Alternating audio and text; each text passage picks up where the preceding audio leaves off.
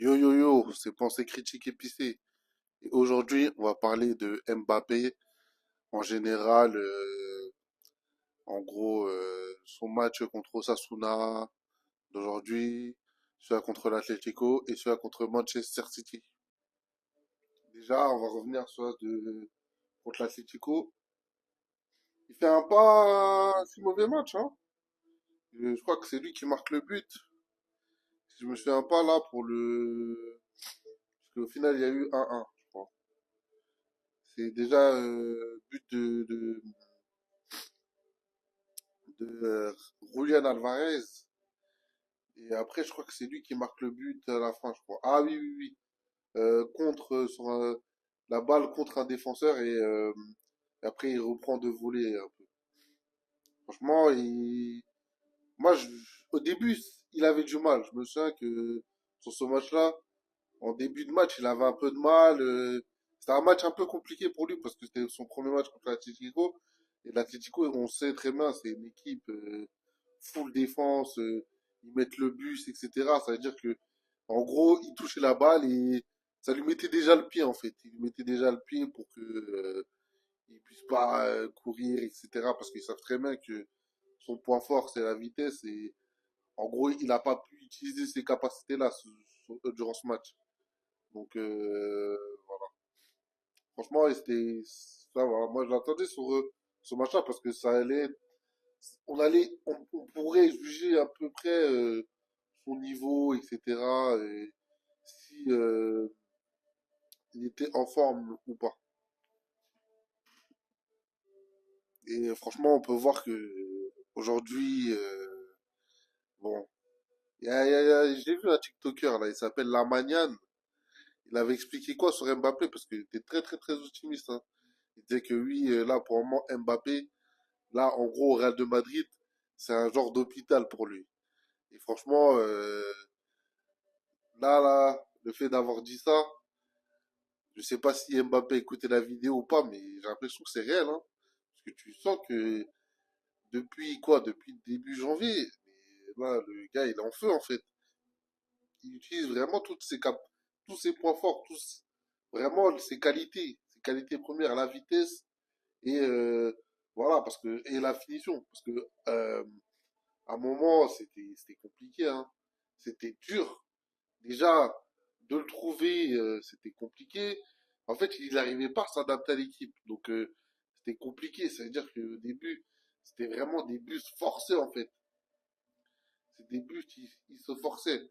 Mais là, ouais, depuis le mois de janvier jusqu'à aujourd'hui, tu sens que c'est bon. Là, il est à l'aise. Il joue naturellement, en fait. Il se force plus.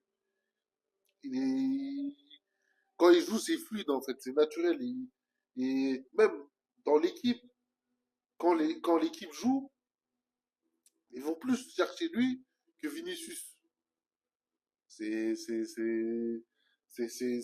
bizarre à dire, hein, parce que Vinicius, on sait très bien que c'est le meilleur c'est le meilleur joueur du Real plutôt, mais souvent on cherche à chercher Mbappé parce qu'il est dans le rythme en fait. Il est dans le rythme, il est là au bon moment, etc. Il est bien placé, donc les gens voilà, ils voient qu'il est bien placé, ils font la passe, et c'est qu'en un coup d'accélération, il va faire avancer le jeu vers l'avant. Et c'est ça qu'on demandait en fait. C'est ça qu'on voulait de lui. C'est-à-dire que voilà, qu'il se déplace un peu partout, qu'il reste pas tout le temps à gauche, voilà, comme au PSG où il restait plutôt sur son côté gauche. Non, là, vraiment, là, il est un peu partout dans l'attaque. Et voilà, quand il a la balle, déjà le toucher de balle, déjà, tu sens que c'est bon. Là, il a repris ses capacités d'avant, etc. Donc, il est bien. Là, vraiment, le Real l'a bien soigné. Et aujourd'hui, quand on le voit jouer, on peut vraiment dire que c'est bon. Mbappé est guéri. Mbappé est soigné. En tout cas, voilà. Maintenant, il est bien, il est à l'aise. Tu sens que c'est plus forcé, en fait. Il n'est pas là, parce que au début, il était un peu là, en gros, comme si il se mettait la pression, je trouvais, en gros. Il se mettait trop la pression, il était pas naturel, en fait. Et après, peut-être que Parce que j'ai vu beaucoup de mèmes là par rapport à l'interview de Mouloud Achour là. Peut-être que ça l'a peut-être fait du bien, on sait pas, hein. Peut-être que comme il y a le mème là avec en gros Gohan qui libère son potentiel avec le vieux Caillot là. Peut-être c'est ça l'interview, ça lui a fait, hein, peut-être. Hein. En tout cas, c'est bon, là, il est soigné, il est même plus fort qu'avant, je trouve. Pas plus fort, mais voilà, en fait, il est à l'aise. C'est ça que je veux dire. Il est là, quand il joue, tu sens qu'il est à l'aise. Il utilise toutes ses capacités comme il faut, en fait. Quand il joue, il fait plaisir, en fait. C'était pas avant comme avant où tu sentais que, je sais pas, on dirait il y avait la pression du bled sur son dos. Il y avait la pression du bled sur son dos. Non, là, il est à l'aise. Franchement, il est à l'aise. Et du coup, oui, pour le match d'Atletico, je trouve que ça va, il s'est bien débrouillé. Il a fait, pour une première contre l'Atletico, ça va. Il a fait le taf. On va dire ça. Il a fait le taf. Maintenant, on va passer au match de Manchester City. Stade Manchester City, franchement, euh, bah après, en fait, je pense que toute l'équipe était un peu dans le dur, hein. Toute l'équipe était un peu dans le dur. Ils se cherchaient comment marquer, etc. Parce que au début, ils étaient menés 1-0, but d'Haaland. Et après, je crois qu'il y a eu un penalty, je crois. Donc ça a fait 2-0, je crois, ou 2-1, ou... Ah non, non, non, c'était... Ah moi, c'était à 1-1. Je me souviens plus qui avait marqué le but, je crois que c'était lui, hein. Je crois que c'était lui. Et oui, il y avait... oui, voilà, c'est ça. Il y avait 1-1. Et il y a eu 2-1 avec le penalty de Haaland. Et franchement, après, en fait, c'était vraiment toute l'équipe qui était un peu dans le dur. Lui, voilà, il était comme toute l'équipe, hein, c'était difficile, mais après moi le gros problème vraiment au Real, c'est vraiment le milieu de terrain. C'est vraiment le milieu de terrain Bellingham, Ceballos, Camavinga ou si tu mets pas Camavinga, tu peux mettre Miki, Ancelotti.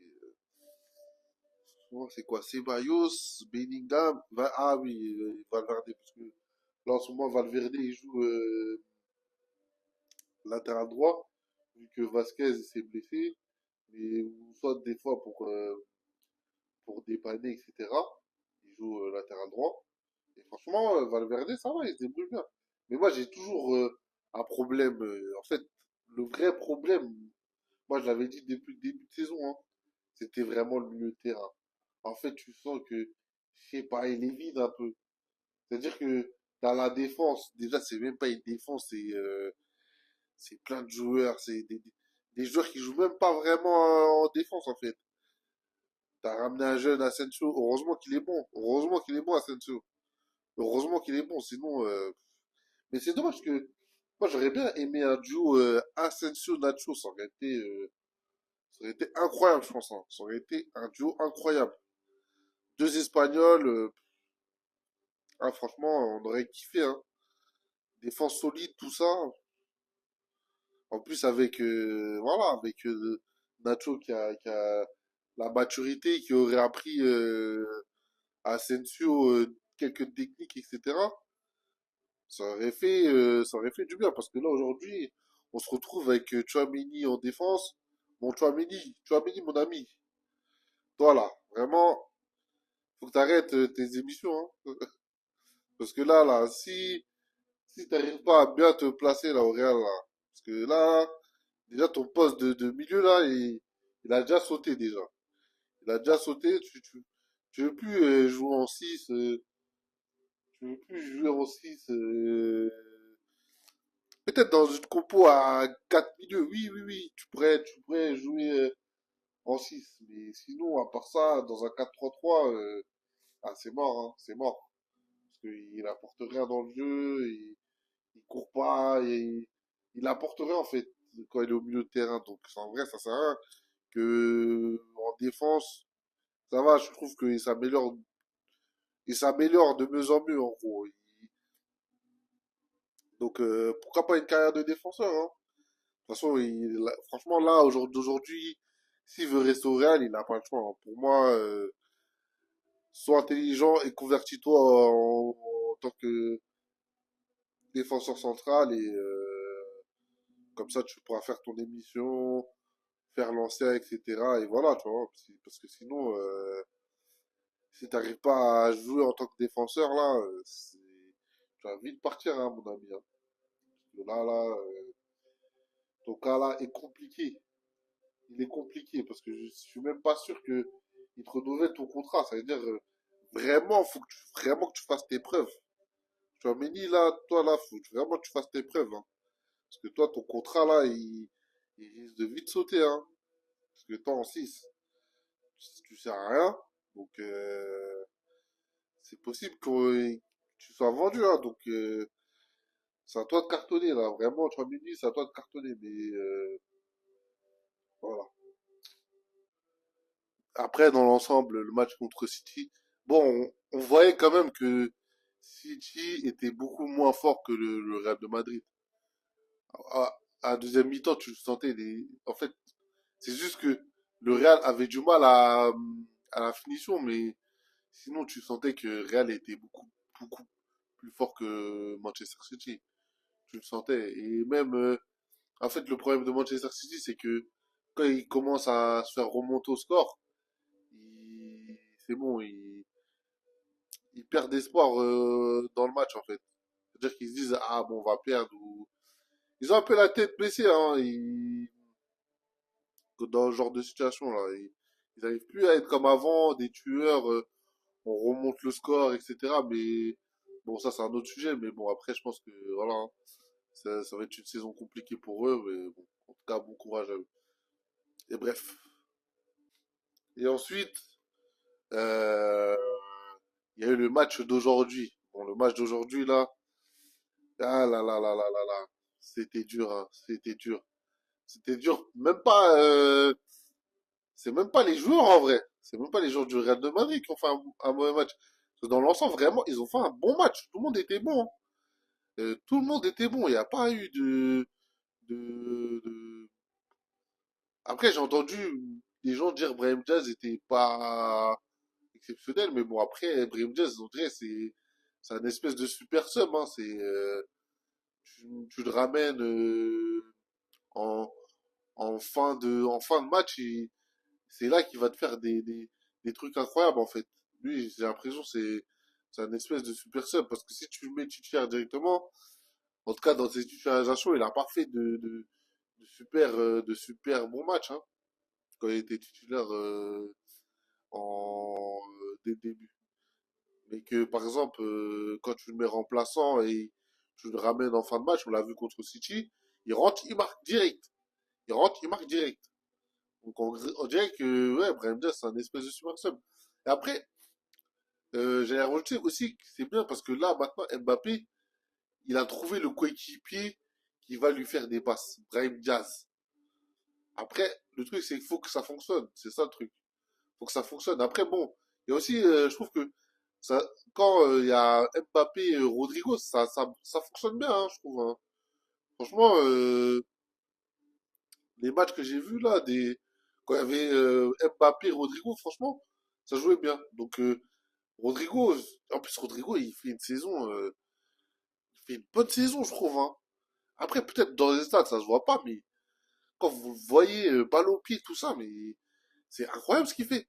Franchement, c'est incroyable. Il perd pas trop le ballon. Il arrive à conserver longtemps la balle, etc. Moi, je trouve Rodrigo, franchement, là, dans l'attaque du Real, pour moi, c'est lui le plus fort, hein. C'est lui qui te sort des meilleurs matchs, hein. Parce que franchement, Rodrigo, incroyable, incroyable. Mais bon, après, les gens vont dire les stats. Mais faut même pas, faut regarder la manière comment il joue. Mais franchement, quand tu le vois sur ces matchs, tu le mets à gauche ou ouais, même à gauche, hein, même à gauche, il te fait des masterclass, hein, il te fait des matchs masterclass, hein. Franchement, franchement, Rodrigo, moi j'aime bien. Pour moi, dans l'attaque, là, c'est lui le meilleur. Après, ça se tape entre Vinicius et Mbappé. Et vraiment, en fait, sur ce match-là, ça, j'ai compris que, en fait, Vinicius, il pourra jamais briller en Liga. C'est une dinguerie. T'as un joueur incroyable comme ça, comme Vinicius, tu vas que le voir briller en Ligue des Champions parce que l'arbitrage en Ligue des Champions, il est assez pro. C'est-à-dire que, voilà, c'est un bon arbitrage. C'est pas un arbitrage comme on a en Liga. C'est un bon arbitrage. Et parce que Vinicius qui se mange en Liga, c'est grave quand même. Hein. Mais si, pour moins que ça, les gens ils graillent des cartons jaunes. Hein. Ouais, il y a deux joueurs, ils lui mettent des balayettes. Comment tu veux pas péter un câble en fait? Bah, je comprends. Je comprends Vinicius, ça. Des fois, quand il pète des câbles, tout ça, ça le pousse, ça lui met des balayettes. C'est n'importe quoi. Et en gros, il n'y a pas de sanction en plus. C'est les gens ils font ça normal parce qu'ils savent que l'arbitre il va rien dire. Donc les gens ils en profitent. C'est-à-dire il y a deux joueurs sur lui, ils vont le pousser balayette, il n'y aura pas faute. C'est grave quand même. Normalement des joueurs comme ça tu dois les protéger. Tu veux pas les laisser en gros il y a trois joueurs ou deux joueurs ils sont là sur lui, ils peuvent faire tout ce qu'ils veulent. En gros le pousser balayette, tu n'auras pas de sanction. C'est n'importe quoi. Au bout d'un moment, le mec, il va se prendre des coups, l'arbitre va dire, il y a rien, il simule, il force comme d'habitude, et après, il va grailler son carton jaune, alors que il est légitime. On lui met des coups, on le pousse. Faut comprendre que le joueur, après, s'énerve. Mais bon, après, j'ai l'impression que les arbitres, ils s'en foutent complètement, en fait. Ils s'en foutent complètement du cas Vinicius. En tout cas, c'est triste pour la Liga, hein, parce que ça aurait pu être un grand, grand joueur, Vinicius, hein, s'il y avait un bon arbitrage, etc. Mais bon, ça restera un bon joueur.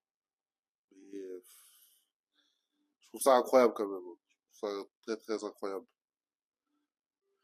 Et après, par rapport à Mbappé, bon, son match contre Osasuna, il a fait un bon match, hein. Franchement, il a fait un bon match. Touché de bas incroyable. Non, franchement, il a fait un très bon match, je trouve. De toute façon, toute l'équipe a fait un bon match. Toute l'équipe a fait un bon match. Après, malheureusement, on s'est retrouvé à 10 contre 11. Et il y a eu un penalty lunaire, mais bon. C'est la Liga, hein, c'est les arbitres. Hein, et j'ai l'impression qu'ils aiment favoriser les petites équipes face aux grosses équipes, alors que, voilà, il n'y a pas c'est pas parce que le Real c'est une grosse équipe que faut aider la petite équipe. Non, c'est pas comme ça. Mais bon, c'est la Liga, qu'est-ce que vous voulez que je dise? Et Mbappé, on va dire, oui, il fait un très bon match contre Osasuna. Et voilà. On peut dire que Mbappé est soigné. Ah là là là là. En tout cas, ouais, là, du coup, on a fait match nul. Match nul 1-1. Ça fout le seum un peu, mais bon. Après, bon, cette saison, pour moi, elle compte pour du beurre, hein, parce que c'est vraiment une saison où, voilà, ils essaient comment dire ça, de jouer ensemble, on va dire ça, de réussir à jouer ensemble, parce que c'est compliqué cette saison. Hein. Déjà, comme j'ai dit, il y a le milieu, t'as pas de défenseur. En fait, faut savoir se gérer, hein, et même ça, et des fois, sur certains matchs, tu vois qu'il y a ce truc vu que, en gros, ils vont perdre 1-0, ils vont être frustrés, ils vont faire n'importe quoi. Il y aura de la frustration, ils vont commencer à faire n'importe quoi. Et tu le sens, en fait. Tu sens que, parfois, ils sont là, ils jouent, tout ça, ils vont se prendre un but, et après, tu sens la frustration. Alors que, normalement, tu dois avoir la maîtrise du match. C'est-à-dire que tu dois être plus malin qu'eux. Tu dois avoir l'expérience que, voilà, on est le Real de Madrid. Voilà, il faut qu'on calme le jeu, on va trouver une solution et on va marquer. C'est ça qu'il faut se dire. Mais bon, comme j'ai dit, c'est une équipe, voilà, t'as ramené des nouveaux joueurs, faut que tout le monde tout le monde rentre dans le collectif. Quand je dis rentre dans le collectif, c'est pas s'apprécier ou pas, c'est que qu'il y ait, qu'il y a des connexions faciles, qui soient, qui réussissent à jouer plus facilement à jouer ensemble en fait. C'est plus dans dans ce sens-là. C'est que qu'ils puissent réussir à plus jouer ensemble parce que là, c'est la première saison, deuxième saison, troisième saison, voilà. Sur trois saisons, franchement, tu mets une troisième saison à une équipe comme ça, franchement, ça peut être une dinguerie, hein. Les gars, franchement, ça peut être une dinguerie, hein. Ça peut être une dinguerie. Donc, pour moi, voilà, c'est une équipe avec beaucoup de potentiel. Et voilà, hein. Après, c'est juste que faut qu'ils, dans les temps faibles, ils arrivent à se gérer. C'est juste ça. Quand ils auront ce truc-là que, voilà, ils savent que on va retourner à la situation, c'est bon. Là, l'équipe sera, ça sera une équipe de fou. Là, franchement, ça va être une équipe de fou. Mais pour le moment, voilà, faut qu'ils apprennent à gérer. Il faut un meilleur milieu de terrain, faut recruter au milieu de terrain, etc. Et voilà, hein. Donc, ce que j'ai à dire.